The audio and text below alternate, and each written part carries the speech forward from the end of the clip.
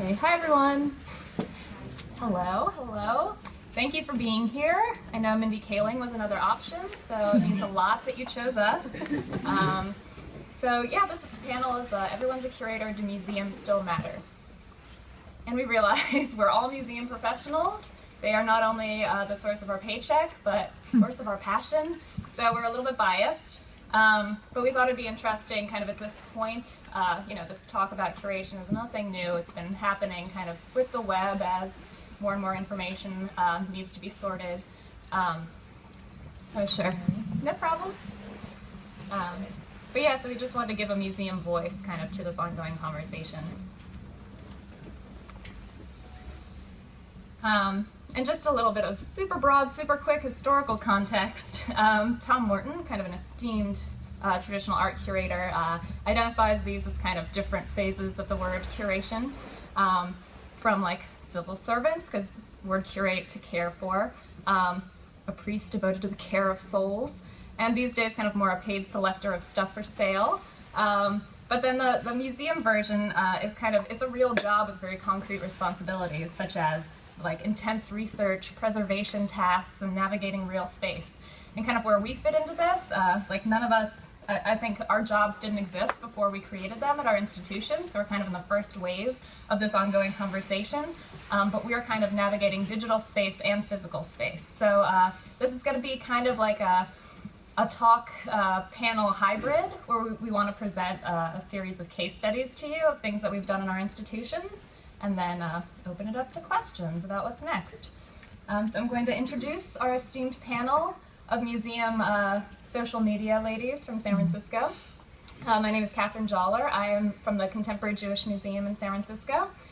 And as an effort to make, if you're here for work, your job even easier, we curated some tweet nugs, we're calling them.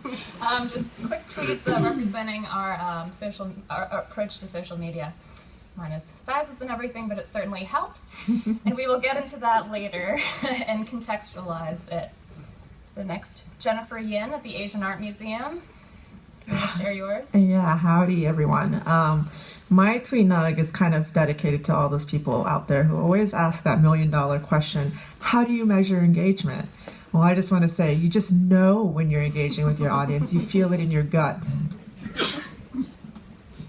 And Willa Koerner is here from San Francisco Museum of Modern Art. Hello, everyone. Thanks again for coming. I'm from SF MoMA, and my tweet nug is about the ABCs of social sharing. Always be curating.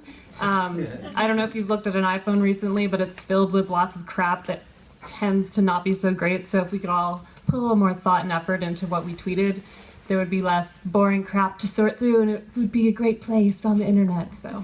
Interesting. And then we have Sarah Bailey Hogarty doing double duty for De Young Museum and Legion of Honor, if you can believe it. Thank you. Hi. My tweet nug for the day is museums no longer have audiences. We have infinite collaborators. That's you. And we just want to address up front, this can really quickly become just a conversation about definition of terms, which is valid, but maybe not the most interesting approach. But in order to get that out of the way, we interviewed a bunch of colleagues, museum professionals, non-museum professionals, to see what they thought curating was. So we're going to play the video for you right now. Sorry. Oh, man. How are we going? Yeah.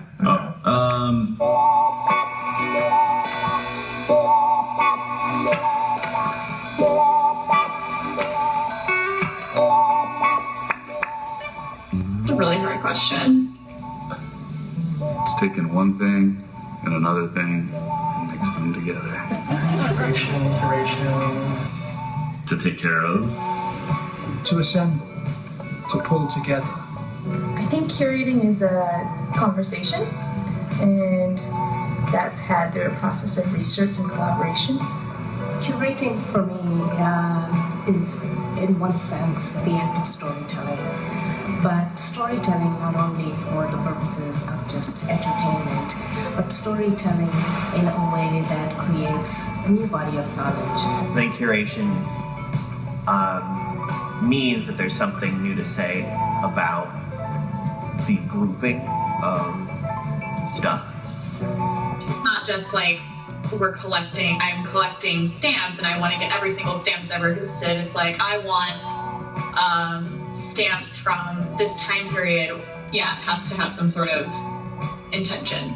Highlighting different artifacts or materials for as cultural relics or as things that have certain historical relevance. I've talked to several other of my friends who are also like in the art history thing, and we all, as kids, loved arranging things. I think the goal of curatorial work is to provide a unique, one-of-a-kind experience for visitors, whether it's online or in a museum or in a public space. Also, I don't think curation is about speaking truth. It's about communicating that there are different perspectives to think about. Well, in my opinion, I mean, it's about choosing and providing meaning for that choice. Before working in museums, I was in the newspaper business, and I always liked to think that in newspapers we were curating the day, right, or the week. But I do think that there is an importance to like draw specific lines in terms of the expertise with which and the goals with which people are approaching their versions of curation. I'm trying to sell these things, and as much as I only buy what I love, and that's one of my biggest filters, I stop myself from buying certain things that I love because nobody else is going to love them. Yeah, you just throw everything in a big pot, mix it up, taste test, make sure no one gets sick. Come on, this is too much pressure.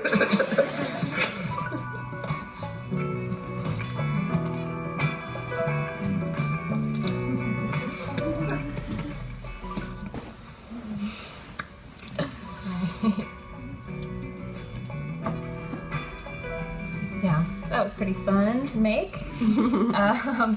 Yeah, and as we talked to our colleagues, museum and non-museum, kind of some of the same terms kept coming up. So the notion of expertise and the expertise with which the decisions were made.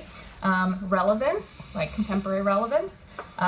If it's a conversation versus a dialogue. Storytelling, kind of how curators build a narrative. And then, yeah, what values are you using to make your choices? See, and you want to speak to this? I just wanted to add something. I feel like museums aren't in the place that we need to wage a war on the evolution of the semantics of to curate. Rather, it's kind of our decision how we want to interpret it and what it means to us. As Kathy was saying, for us, curating is very specific to adding works to the collection, putting those works on view.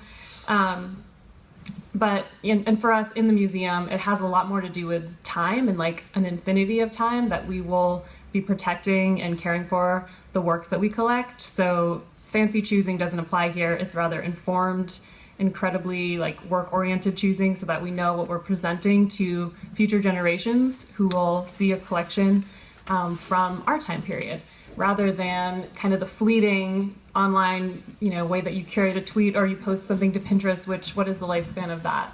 Maybe a day, a couple weeks. So this is the type of curating that has a much longer lifespan than perhaps when you curate a child's party or anything like that. But we do agree that the word to curate, or the word or the term curating to curate, it should evolve. Everything should evolve based on what we're doing. We're museums. We believe in the evolution of thought, and that it's great if people can apply a new expertise to a child's party. Perhaps you researched that party endlessly, and it was the most amazing party ever to exist, and that's great. So we just want to be clear about what museums are actually doing with their curators. So this leads into kind of our first question. I think we've all experienced growing pains around this notion, like, are we curators or are we marketers? And Sarah, you're the perfect person to start this off, and we'll see why. Hi, so this is a hilarious photo from a hyperallergic article that basically just brought together, or curated, if you will, a bunch of pictures that were Google searched for curator. And so here we have this like strange, sexy curator who's very alluring. Maybe gonna morph into something. I don't know. Sexy Stay curator. tuned. Yeah. Stay tuned. Clark Kent curator. Right. So I do have a secret identity, and it is that I used to be a curator. I know, his boo. When I began working at the DeYoung and the Legion of Honor, it was in the curatorial department of the Arts of Africa, Oceania, and the Americas, which actually made sense at that time as I had just finished a master's degree in Latin American art history. But in 2011, I was brought into the office of the chief curator and given the mandate to activate content on our website and our social media channels for more diverse content.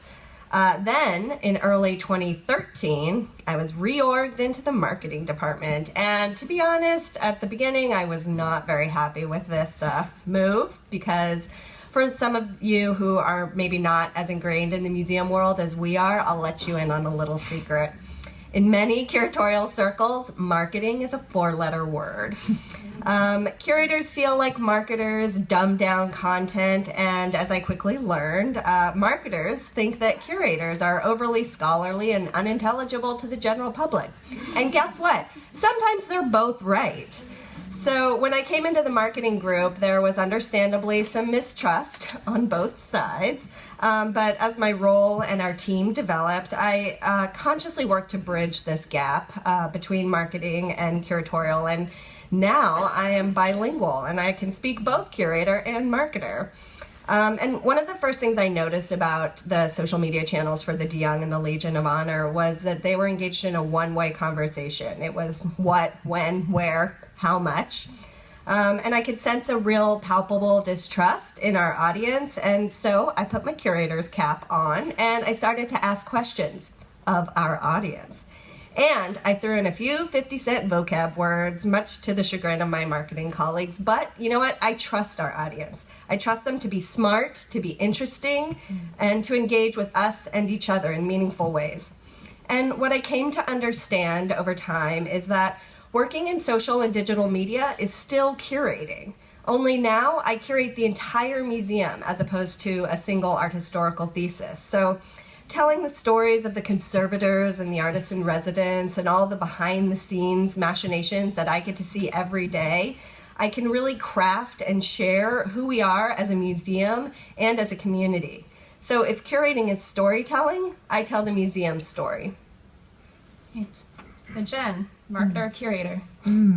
Well, speaking of marketing as a 4-letter word, I'm the manager of marketing and digital engagement at the Asian Art Museum. So what exactly does that mean?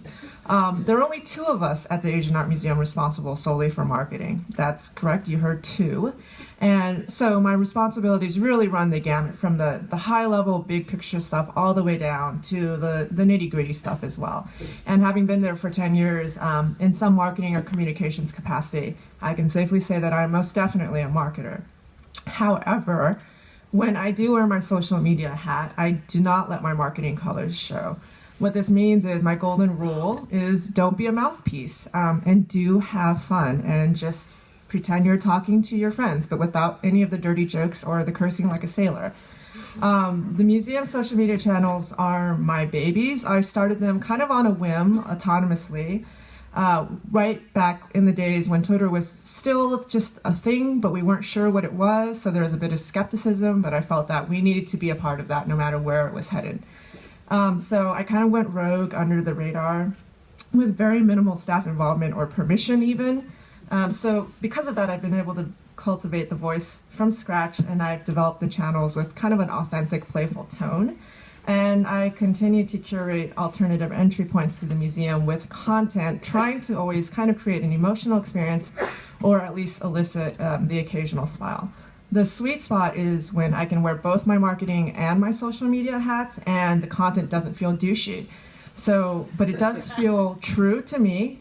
People like it and respond to it, and the content brings the brand to life, which means sparking connections, making it personal, inspiring people, and firing up some dialogue, ideally. So on the slide you see here, here's an example of kind of that sweet spot I'm talking about. I was walking through the galleries one day and I saw this Thai artwork of a canoodling couple.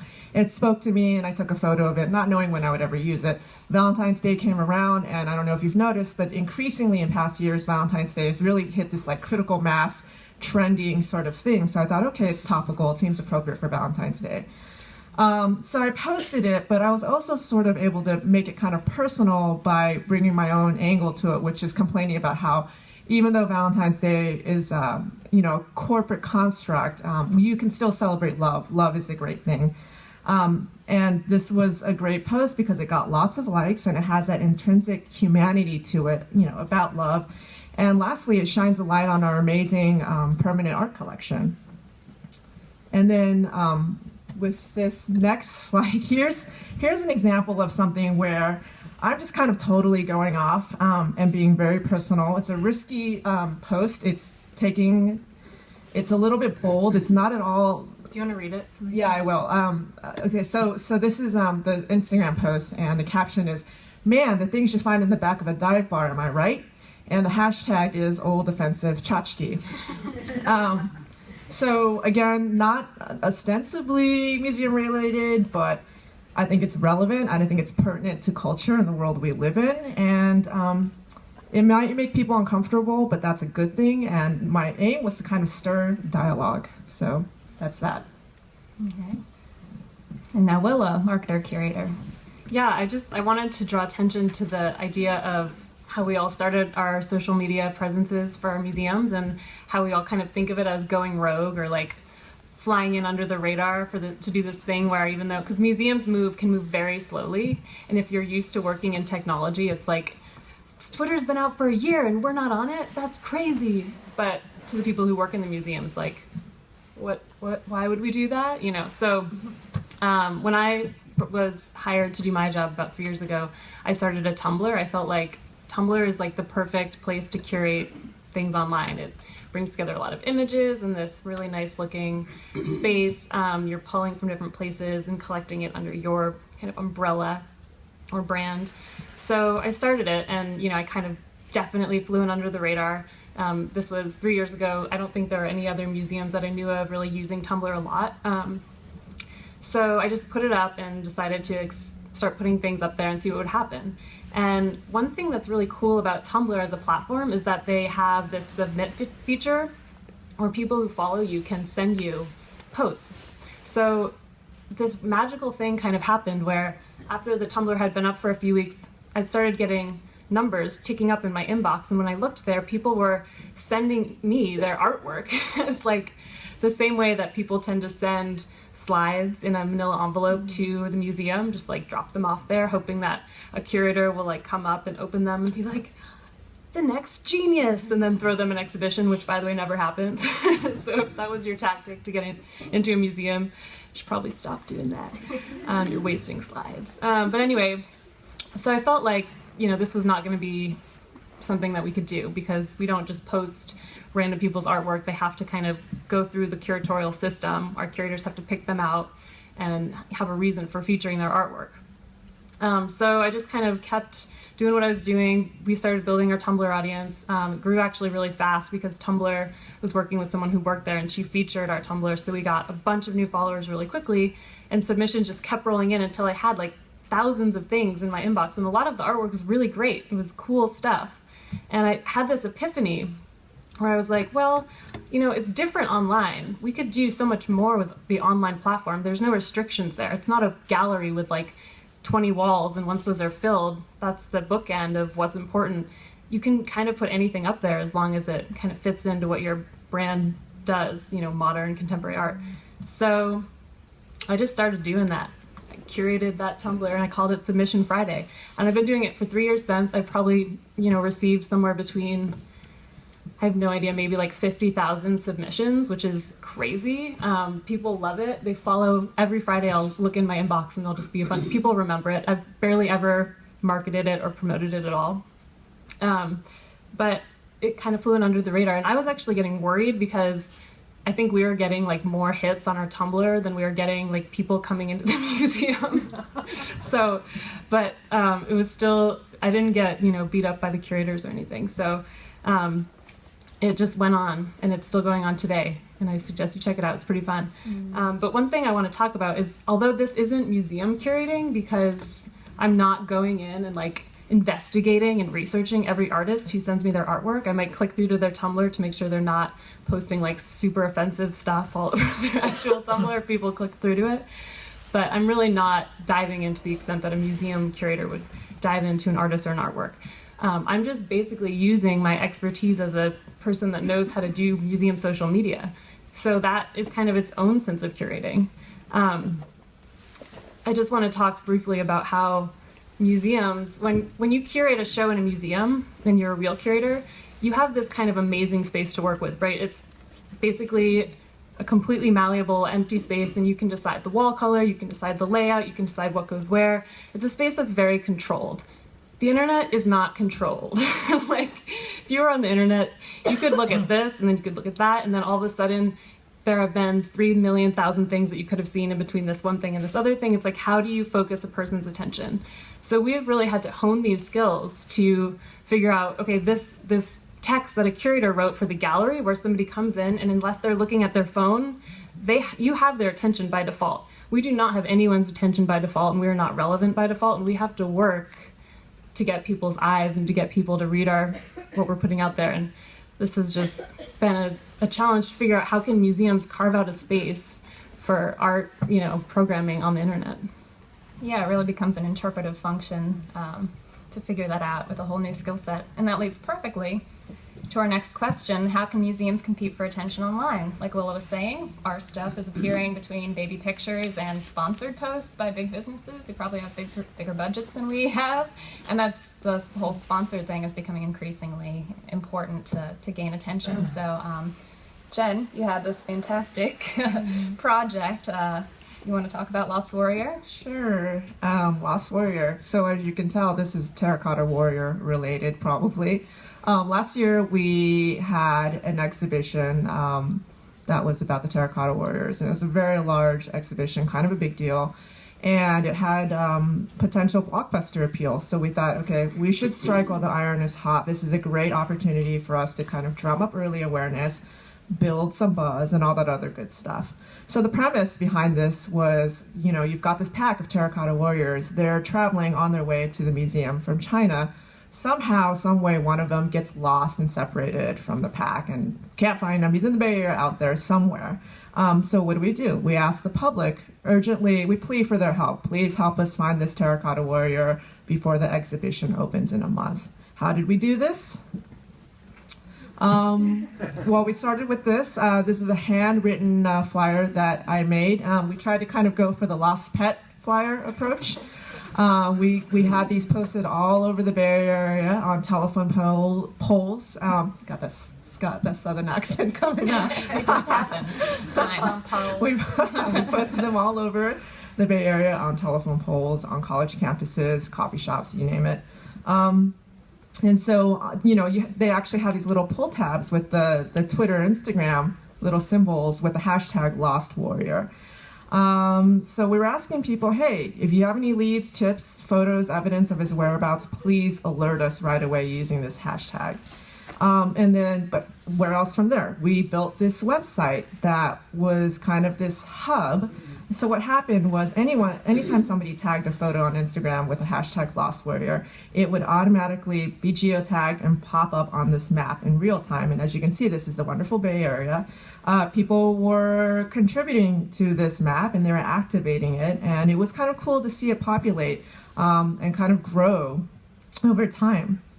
And so this was a very tightly integrated campaign that blended so many different elements that were old school and new school stuff. We had guerrilla marketing. In the corner photo there, you can see the Lost Warrior not posing, next to the lost flyer on the telephone pole, and he's holding a map like, where am I? I'm lost.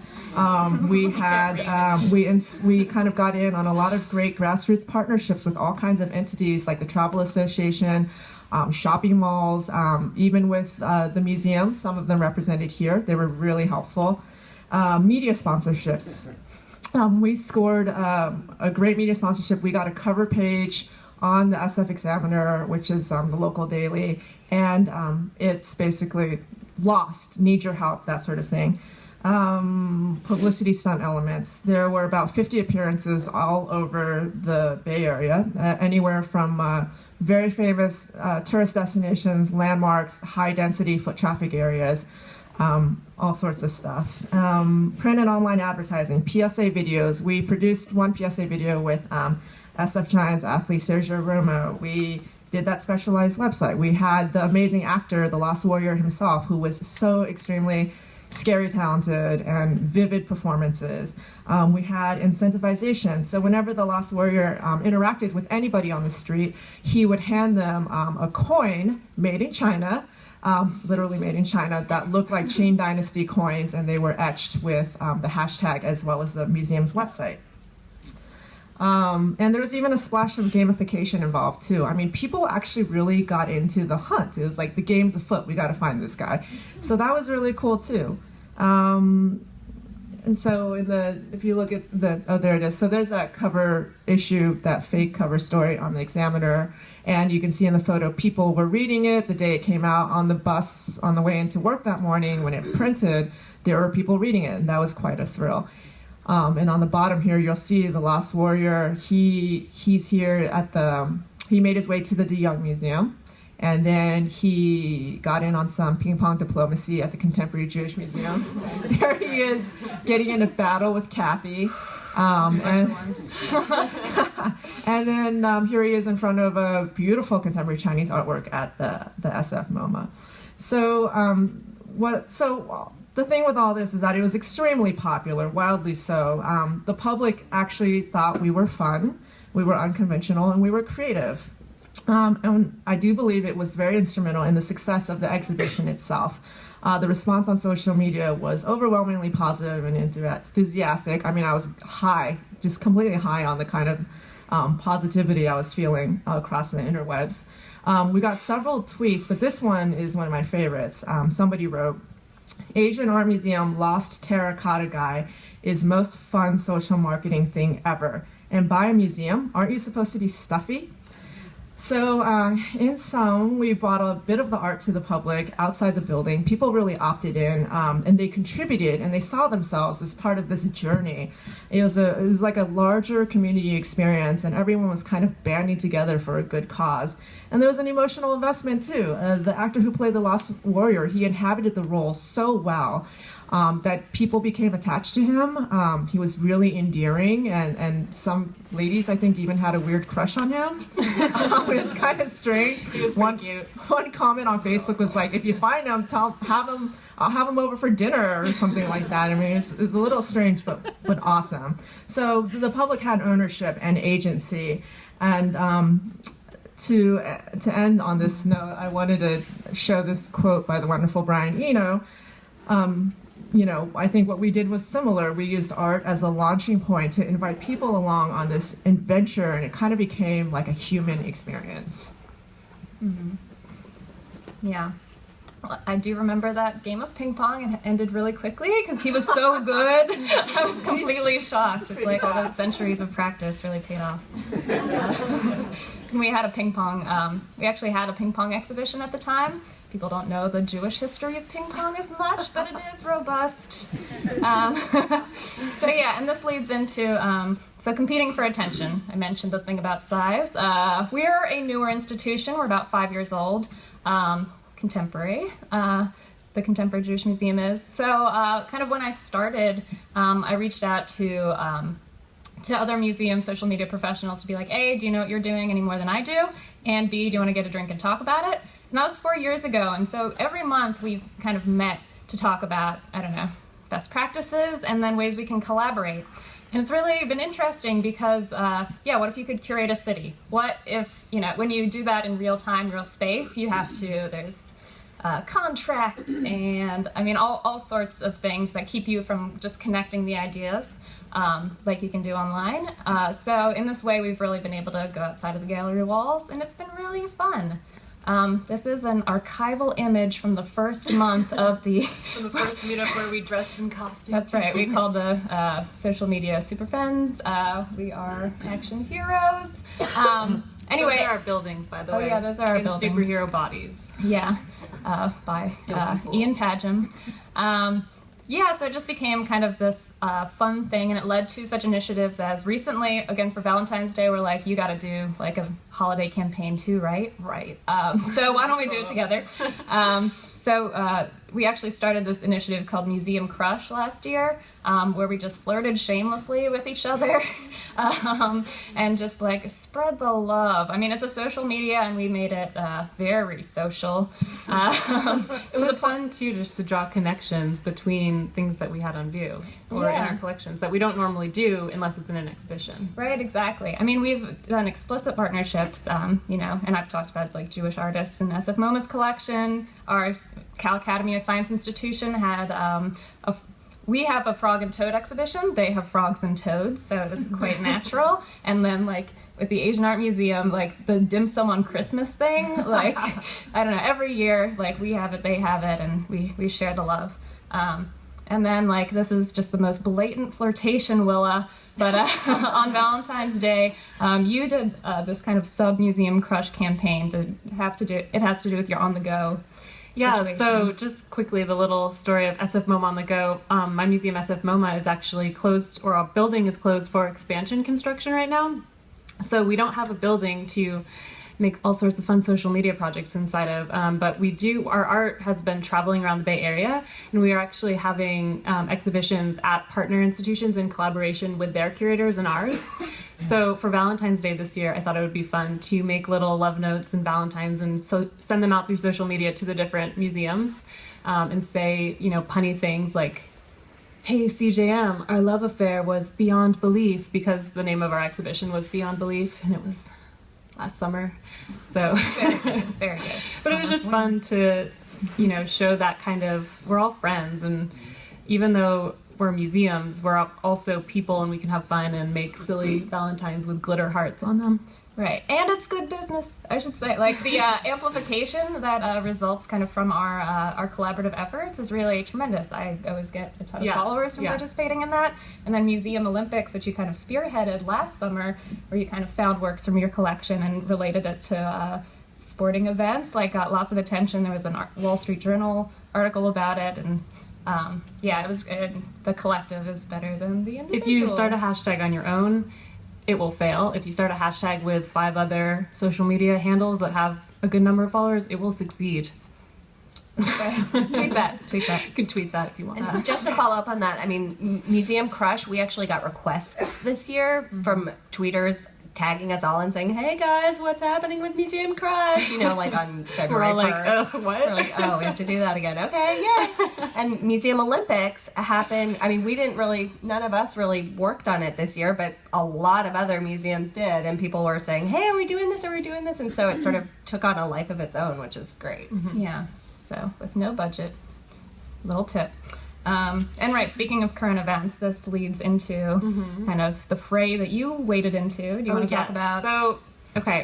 So art museums, we kind of steer clear of politics. It's a little sketchy for us. We stick to the art. Art can be political, just not us. But, you know, one thing that we've realized when we don't have a building and we're not constantly talking about our own collections is that there's a lot of things that are relevant to the people that we're relevant to that we can talk about. So I don't know if anybody heard about President Obama's offhand remark. He said that people should become skilled in trade because you can earn a lot more that way than you might earn after a 4-year arts degree. And we were like, that felt like a bummer because, you know, for us, the arts is not about making a ton of money. We pursue the arts because we believe in the arts, and we believe that art can change society and really bolster the whole world.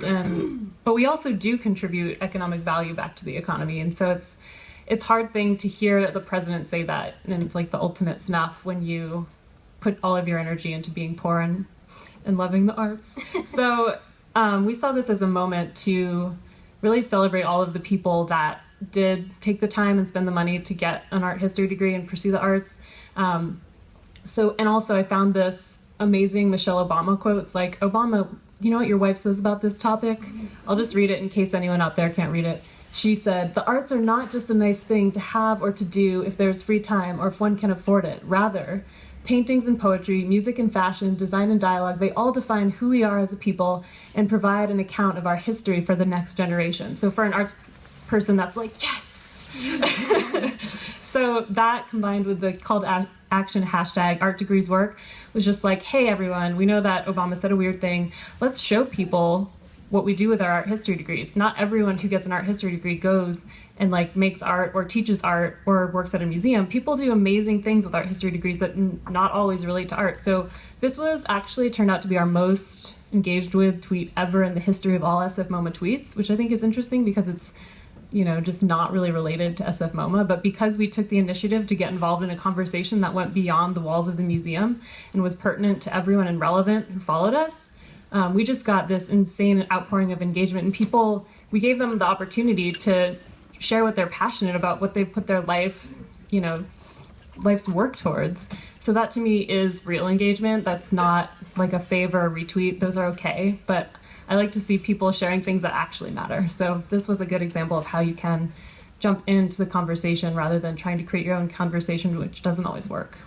Yeah, and you moved so quickly with that, which is a real feat, kind of an institution, like Yeah. thoughtfully and quickly. That's true. It's really hard to work to be timely in a museum, because just to write a tweet that says something that's sort of weird, like we heard something Obama said was weird, just to know that that's okay and I'm not going to get fired, is actually like something that you have to work really hard to push through in a museum. So you have to have balls to make sure that your museum is doing something interesting, honestly. Like if you didn't have, I had to like blow off meetings and got in trouble because I thought it was worth making a tweet about a thing. So seize the day. Great. So moving along to question 3 from that empowering moment. What else are we doing to empower the visitor curator? Which is kind of a term we invented. You realize a lot of this language has to be invented to kind of define like what it is, because we exist in real space, we exist online, and we exist in the in-between. So I'm going to lead by talking about a project that we did at the Contemporary Jewish Museum called SF Photo Hunt. This was inspired by an exhibition called The Radical Camera on 1950s street photography and the Photo League, which was a kind of consortium of photographers, some professional, some amateur, that empowered with the 35mm camera were kind of taking pictures that were very intimate of their environment and in the city in which they lived, and they looked different because they were mobile. And as a result, they were more personal. So I was like, new technology, personal photography, this sounds like Instagram. Oh, and community. So we launched this Instagram campaign called SF Photo Hunt. So we were like, this is about 50s New York, show us present day San Francisco, but do so inspired by the works in our collection. So we launched 8 challenges. This one is was the Walter Rosenblum image that inspired the Secret Spaces challenge. And here are some of the submissions that we got just for that one challenge. And it was actually incredibly successful. There were about 300 submissions for every challenge that we launched. And we created a curatorial marketing super team to select the images that we would eventually display in the museum. So there was kind of this curatorial aspect while also being more open. And people loved it. We made sure that people knew when their images were displayed, and they came and they had a pride, or were very prideful about it. And I had some concerns about being too curatorial, because I was like, well, isn't that the point? Is that you see everything that people submit? But actually talking to photographers, they said, no. What museums do well is make stuff look great and kind of, apply a filter that makes sure things look great. And they were actually very encouraging of applying kind of an editorial, curatorial sensibility. And that it was the first time we did this, and it was fun. So moving on to... That comes up to me. I think this idea of what Willa was talking about with the art history degrees at work is really sort of this idea of bringing the conversation into the curatorial sphere, and that's something I've been working really hard on for the past 12 months, which at the DeYoung and the Legion of Honor, I've really led the charge to institutionalize hashtags. What is an institutionalized hashtag, you might ask? Well, to start with, in museums, it's the writing on the walls. And while an institutionalized, so since the summer of 2013, every major exhibition at the DeYoung has been given an exhibition-specific hashtag. And while this isn't necessarily new, the fact that we have integrated calls to action into the exhibition design is literally writing the prompts on the walls. So here you can see an exhibition map, and we basically I notated on this map that at the entrance and the exit, and in the case of David Hockney, a bigger exhibition, we actually put the calls to action inside of the galleries. And asking our visitors to share their thoughts with us on Twitter. And while this may not sound like that big of a deal, it really, carving out this real estate required a lot of buy-in from a lot of different people, including curators, exhibition designers, graphic designers. And then once we got the buy-in, we had to train visitor services and security to let them know that people with a phone out in the museum didn't necessarily mean they were taking a photograph. Oh, because also photography is not allowed in special exhibitions. And this got really granular to the point where security guards were literally like determining what angle people were holding their phones, where if it was up, it was a photo, and if it was down, it was a tweet kind of thing. So as you can see in this next slide, the David Hockney show was very arts techy, including a lot of iPad drawings that the artist himself made. So we knew it was going to garner a significant amount of engagement. And throughout the run of the exhibition, the hashtag A Bigger Exhibition was used over 1,000 times on Twitter and Instagram.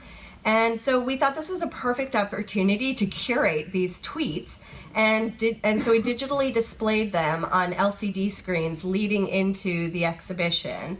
And this placement was such that visitors waiting in line for their time tickets to start were watching this sort of curated Twitter fall come down these screens, and it really served as a social introduction to the exhibition. And it was a really dynamic conversation that continued on-site, off-site, online, offline, and actually beyond the run of the exhibition date. So because, as I mentioned, there's no photography allowed in the exhibition, some visitors wondered exactly what they were supposed to do or supposed to post about when photography wasn't allowed.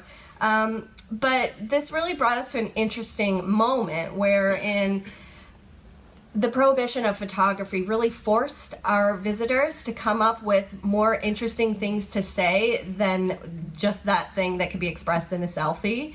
And you can see here that sometimes these kinds of constraints really foster creativity. And I'm a huge proponent of photography in museums, and we do allow it in the permanent collection. But this really made our visitors process what they were seeing and really think about it so that they could come up with something worth sharing with their friends. And as Willa said before, they weren't just tweeting out crap. They were coming up with really cool things to say. Always be curating. That's right.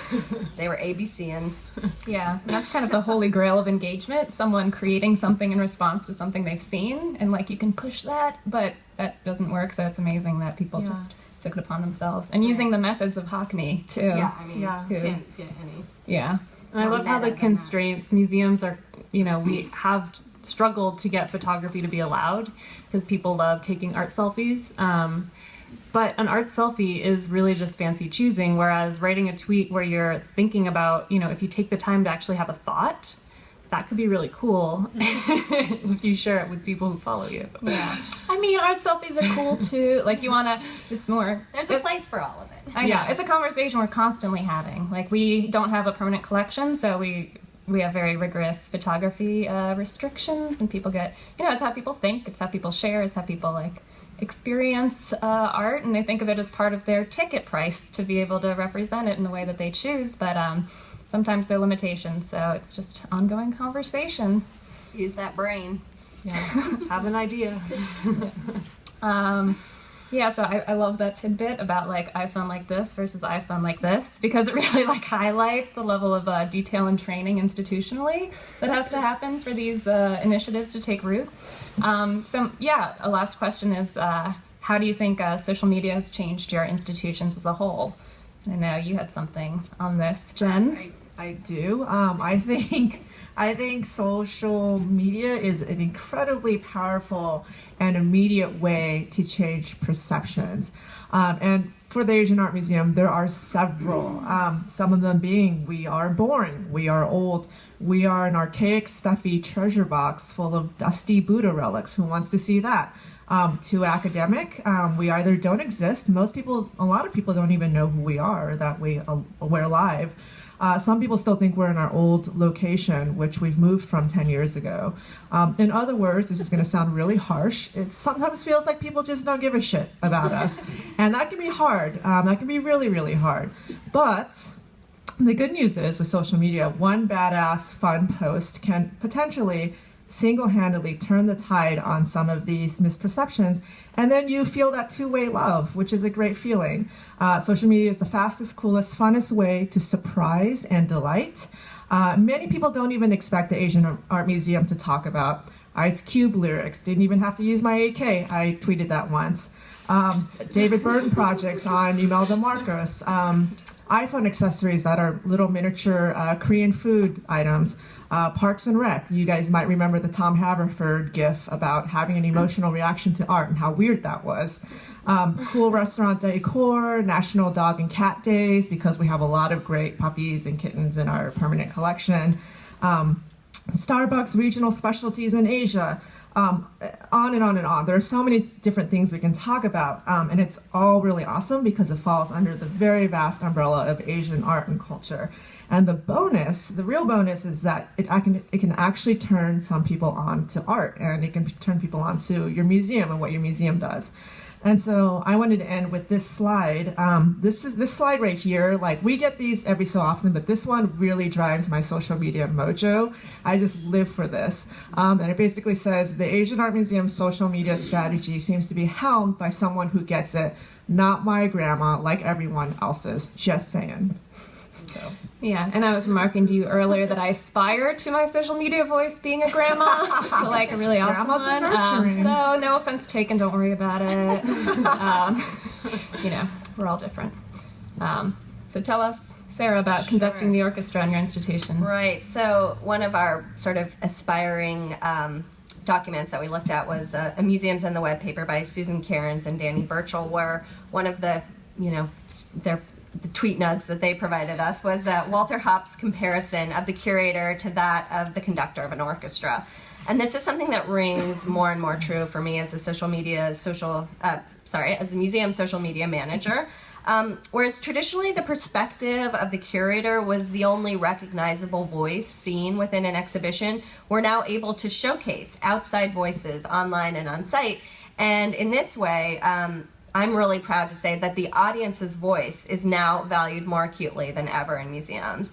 And this is something I strive to cultivate as much as possible. By corralling and focusing engagement, we can provide extraordinary additional meaning for an exhibition, an artist, a museum, and even for curators. So engaging opportunities for crowdsourcing user-generated content forefronts audiences' own interpretation of an artwork, and at the same time inspires them to be creative. And this combination is highly potent for both the participants and the museums. And as I'm on social media all day, every day, I listen and monitor, and I'm in frequent contact with curators so that I can provide real-time answers to questions that come up.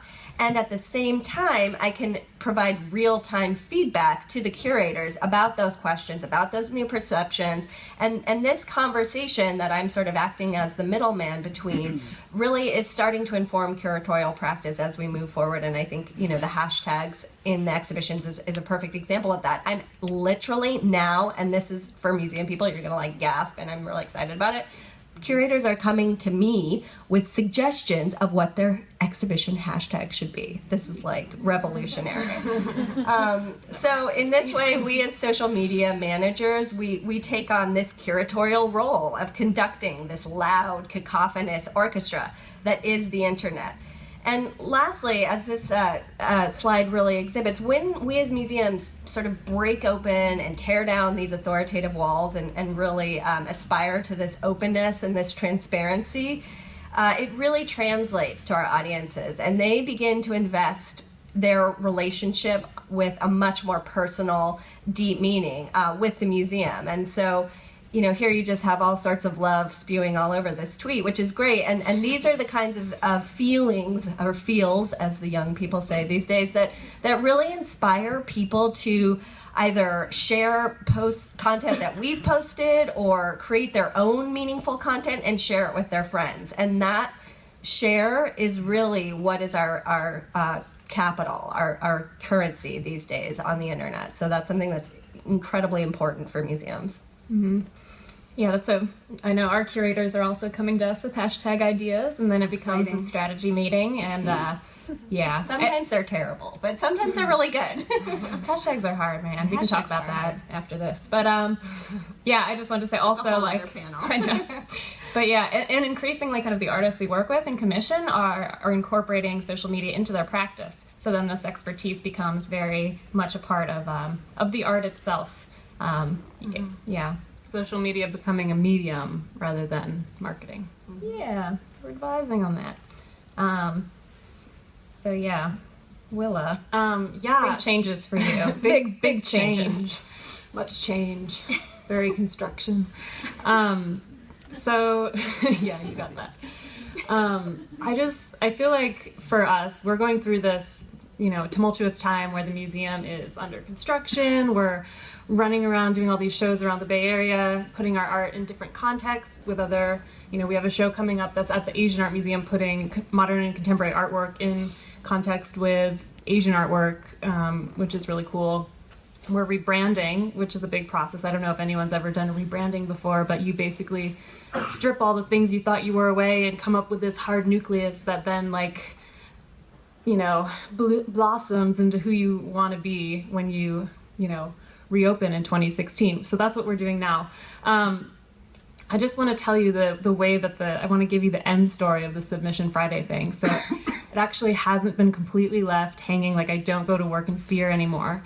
How this happened was one day I went to work and there was this new meeting request sitting in my inbox that said something like, digital strategy powwow or something, and didn't think anything of it until the reminder popped up and I saw that it was in the executive boardroom. So I'm like, I don't usually go to that boardroom for meetings. Most of my meetings are in like the yellow or the red. And then I sort of figured out where it was, walked over to it, realized it's like, the head honcho board meeting room where all of the fancy people go, which I'm not really one of. So I get there and I go in and I realize it's me. And then like everyone else who matters at the museum. Nobody in between us. So I sit down, I start to feel a little panicked, and then of course the first slide that comes up is a screenshot of Submission Friday, and I'm like, oh dear God, this is like where all the curators are going to beat me up and I'm going to get fired and everything's going to fall apart. But it actually went incredibly well because our chief content officer guy, he stood up for Submission Fridays and he said, look at this thing that Willa's doing. Have you ever met her? This is who she is. She's getting art from people who love SF MoMA and sharing it back with other people who love SF MoMA, and everyone's enjoying it. And it didn't cause our museum's reputation to plummet. Actually, it probably helped our reputation because some of the people that don't like us think that we're stuffy and we never listen to them and we're never engaged in the local art scene. And I looked around and all the curators are kind of just like, but I think it started to sink in. And people became less scared of opening up in that way. So as we've been rebranding, it's been kind of amazing for me to watch just because I feel like social media has completely informed the things that we seek to deliver in 2016. We seek to deliver expertise to cut through the clutter. That's what social media does from a museum. We say, here's the things that matter, that we think matter. Maybe you will like them. We give an invitation to participate. We want to do that at the museum. We want people to feel like they're welcome there and they can engage and participate. Yes, we've been doing that on social media for 5 years. We want content to be activated through context. People should know the stories behind what they're seeing. We shouldn't just present an artwork and say, this matters. Deal with it. We should say, this matters and here's why we think it matters. Why do you think it matters? Maybe you don't think it matters. That's okay. And we're providing multiple points of access so that if you don't identify with the work the way we describe it one way, maybe there's another way we can talk about it that you will find interesting and be able to have an experience with it.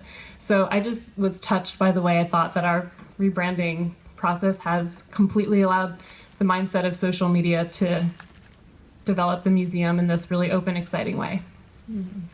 Yeah. I just wanted to follow up.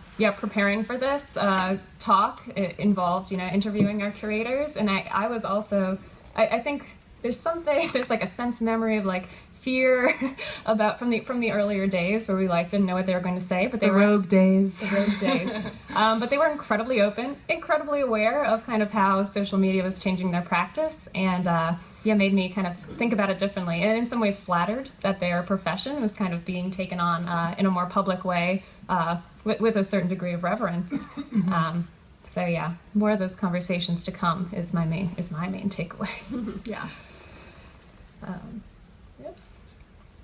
Okay. So we have a few more minutes. So do museums still matter? It's a question on the table. If you have any other questions, we invite you to come up and ask them. Yes.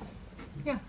Are any of you tying your corporate sponsors to any of these digital initiatives? I can speak to that very, very minimally, which is that,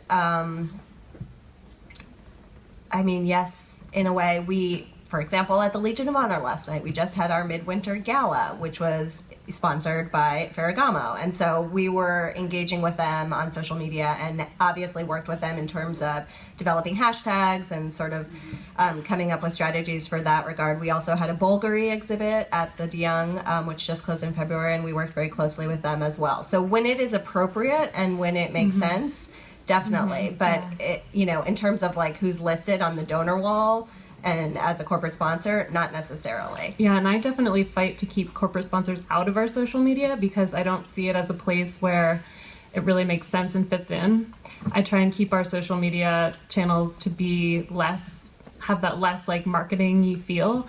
And so if we can come up with a way to merge the corporate sponsors into that seamlessly in a very genius way where it doesn't feel like we're like, hey, thanks, come party, like look at your cocktail at our event, it's really good, okay, bye. We would watch the Olympics. Yeah. And just the value of our channels is kind of changing, like with the Facebook algorithm and the change in reach there. It's like if you post something that doesn't land, potentially you could be compromising your brand and the reach of future posts. Right, but I also think that now if you do a sponsor post on Facebook, it will get 1 like, and so nobody sees it. So I'm like, sure, why not? I don't care.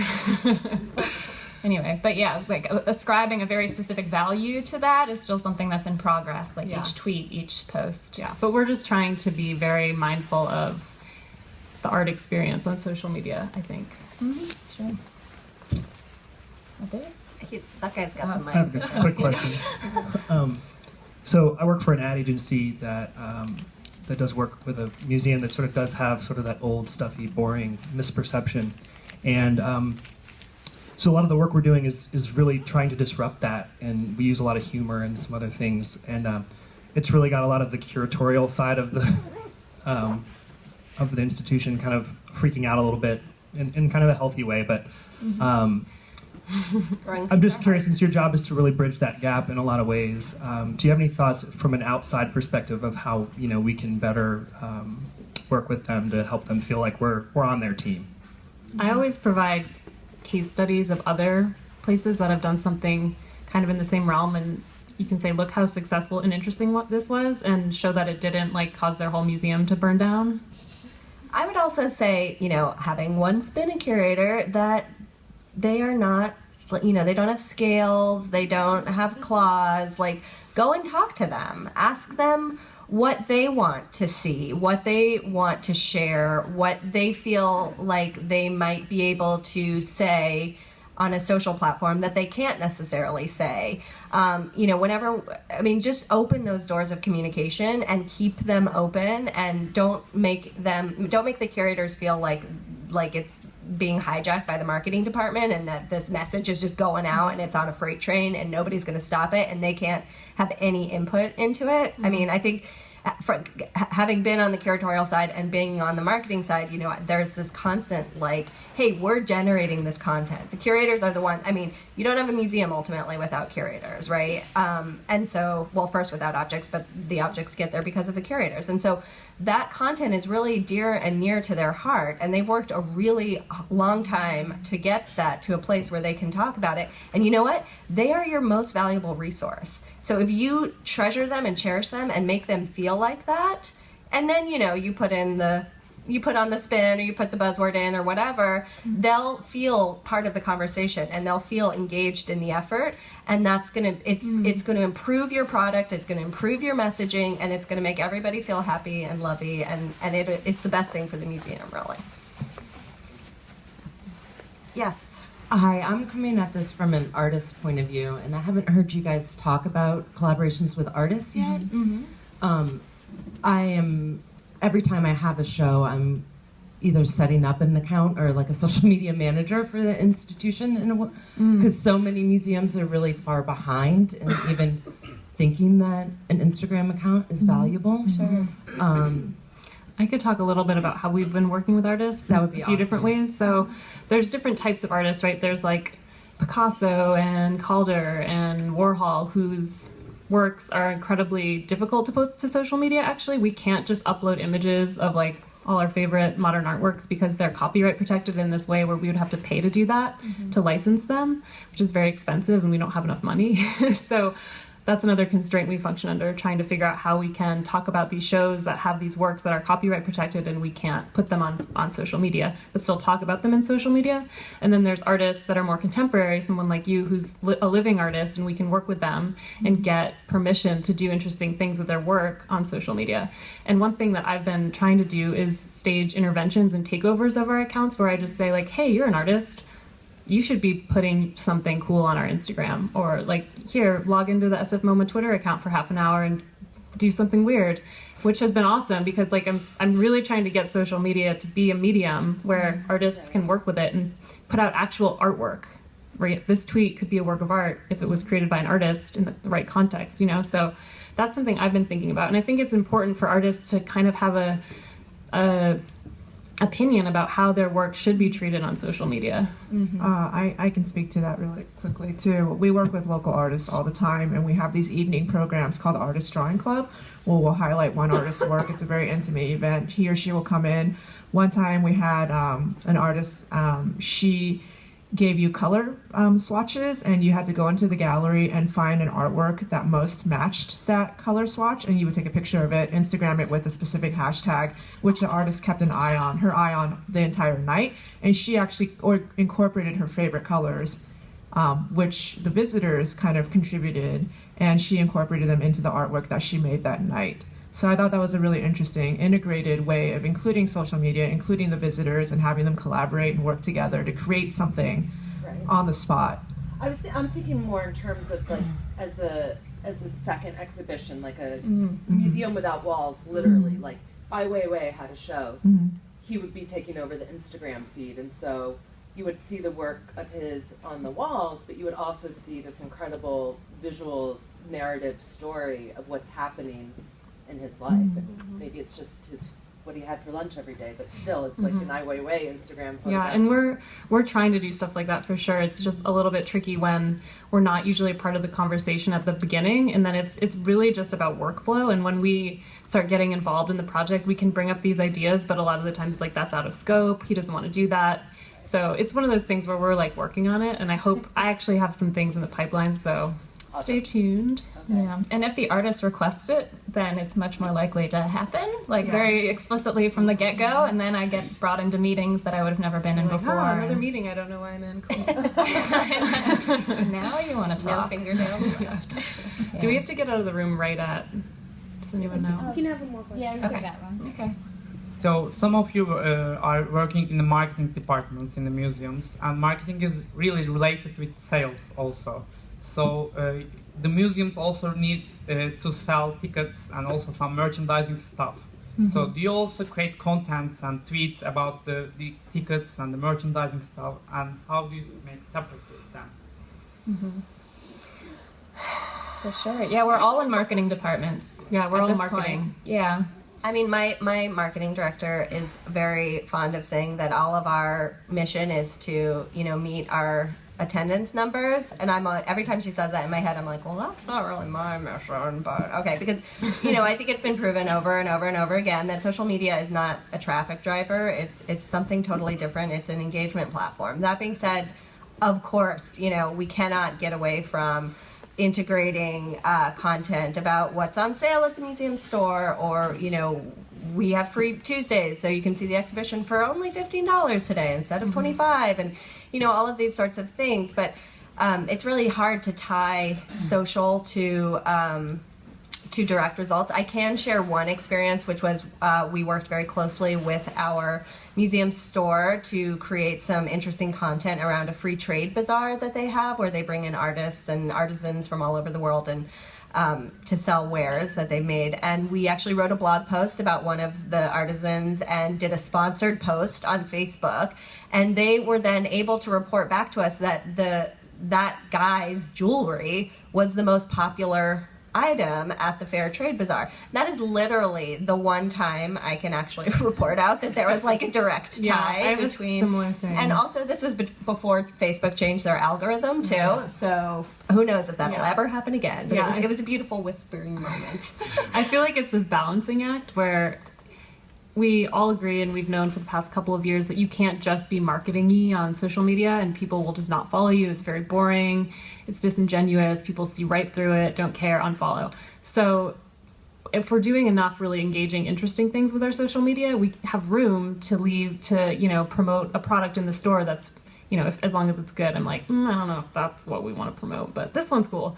And then it's true that those tweets, because people have built up this trust in your brand as somebody delivering interesting, relevant content, they're far more likely to be interested in that product. Like if you're only tweeting one product a month and everything else is amazing, I guarantee the click-through rate on that product is going to be high. You're going to sell a bunch of those. Like we put this one wall clock on our Twitter, and then the museum store girl called me a day later and she's like, take it down, we're out of stock, it's gone, there's none left. Can't find another one of these complicated designy clocks in all of America. So I mean, it works, but if we did that every day, people wouldn't trust us anymore. So it's totally finding a balance. Right, and it's challenging because like part of the curatorial mindset that kind of social media reacts against is that it's very authoritarian instead of the democratic nature of the web. So like we're measuring our success, yes, by engagement, but sometimes there's art that's not to everyone's tastes. In fact, we hope so.